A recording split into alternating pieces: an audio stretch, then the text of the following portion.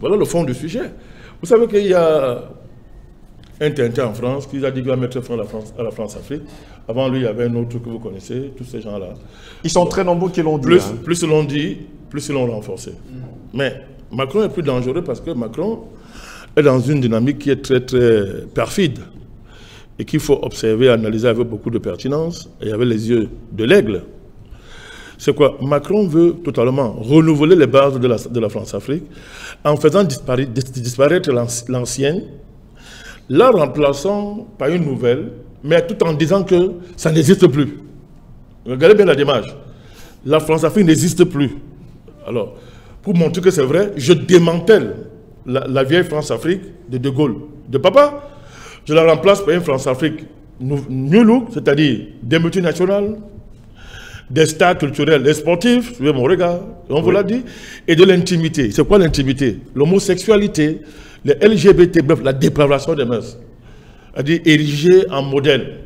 Alors, à partir du moment où un pays comme la France met dans sa prétendue constitution le droit à l'IVG, n'est-ce pas?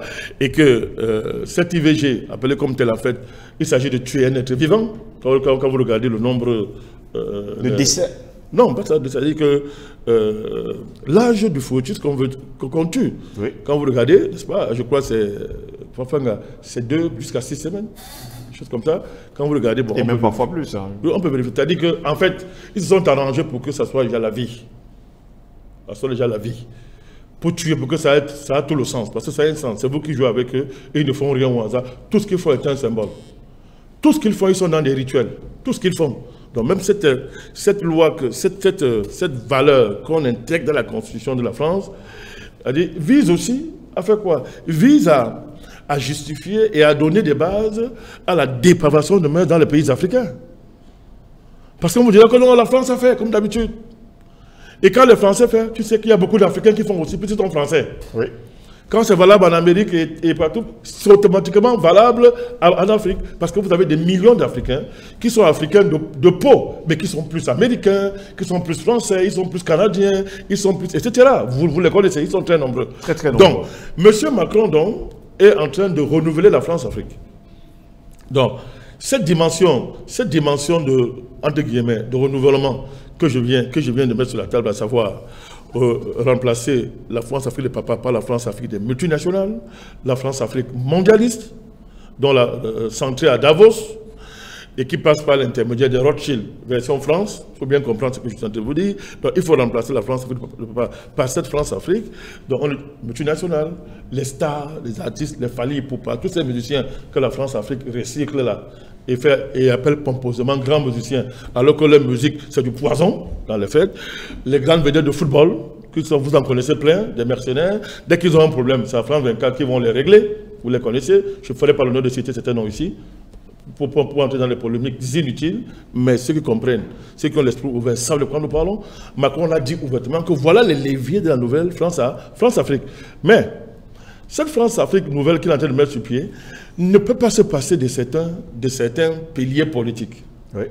Et parmi les piliers politiques, autant on veut profiter de la vieille France-Afrique historique qu'on veut démanteler.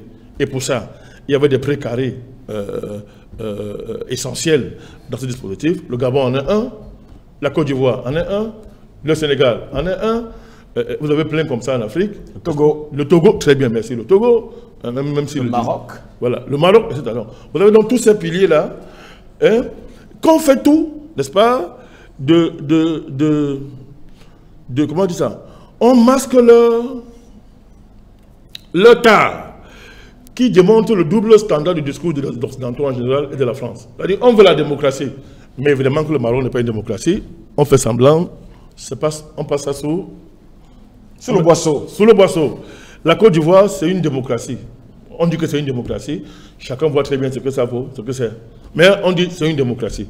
Il y a là-bas un mercenaire, n'est-ce pas, qui ne sait pas ce qu'on appelle une constitution, une loi fondamentale, qui a les milices familiales et personnelles. Sa femme maintenant s'est établie, sa femme a créé une milice, n'est-ce pas, qui recrute, écoutez bien, hein, qui recrute dans les institutions militaires et de sécurité du pays.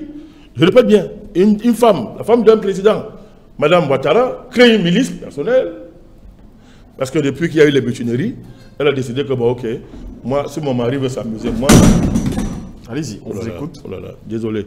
Moi, je ne m'amuse pas. Moi, je ne m'amuse pas. Désormais, on ne nous prendra plus. J'ai créé une milice. Et qu'est-ce qu'elle fait? Elle détache des militaires, Fabrice, elle détache des militaires, gendarmerie, dans l'armée et tout, pour constituer sa milice en Côte d'Ivoire. Et cette milice est une supra-milice qui est au-dessus de toutes sortes d'institutions militaires. C'est-à-dire que les chefs même qui sont les chefs de l'armée, des institutions militaires, policiers, etc., ne peuvent pas donner un seul ordre à un élément de cette milice-là. Ça se passe à l'heure actuelle en Côte d'Ivoire. C'est connu. Mais est-ce que pour la France, voilà une valeur démocratique? C'est-à-dire qu'une personne privée qui n'a aucun statut officiel en dehors de première dame crée une structure armée qui est au-dessus des institutions armées du pays.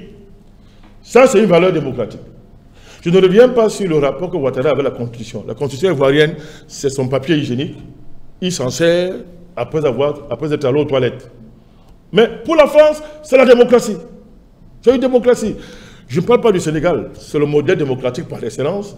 Et d'ailleurs, même, on propose à tous les pays africains de se sénégaliser désormais. C'est ce que nous offre là maintenant. C'est le modèle universel en Afrique. Sénégalisez-vous.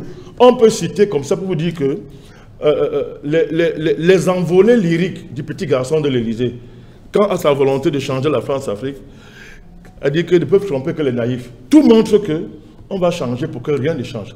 Pour que les choses deviennent plus pires. Et d'ailleurs, les généraux français vous le disent maintenant ouvertement, il faut coloniser l'Afrique. Et c'est le projet de Macron. Derrière la volonté de soi-disant supprimer la France-Afrique. Donc la France-Afrique, c'est un État profond. C'est un État profond. Il est un État profond qui a sous sa coupe des États. Des États. Qui a sous sa coupe des réseaux économiques. Des réseaux de violence et de criminalité absolue, mais qui évoluent en dehors de la loi. Ce sont des puissances ésotériques. C'est ça l'état profond qu'on appelle la France-Afrique. Vous voyez très bien que vous ne voulez pas changer. On ne change pas un truc comme ça en remplaçant Ali Bongo par Oligui Nguema Bongo. On ne change pas un truc comme ça par des alternances qui sont réservées pour les enfants, qui font sourire, alternance à tromper les enfants. On ne change pas un tel système parce qu'il y a un enfant de 40 ans qui se lève et qui est fou et qui n'a même pas de statut sexuel. On ne sait pas s'il est un homme ou s'il est une femme, n'est-ce pas? Qui se lève et dit non, non, non, il faut renouveler la France, il faut changer tout ça. Donc, ce sujet permet de mettre sur la table, n'est-ce pas, ce grand bluff pour dire que c'est de bruit. La France change pour ne pas changer du tout et être plus prédatrice qu'avant.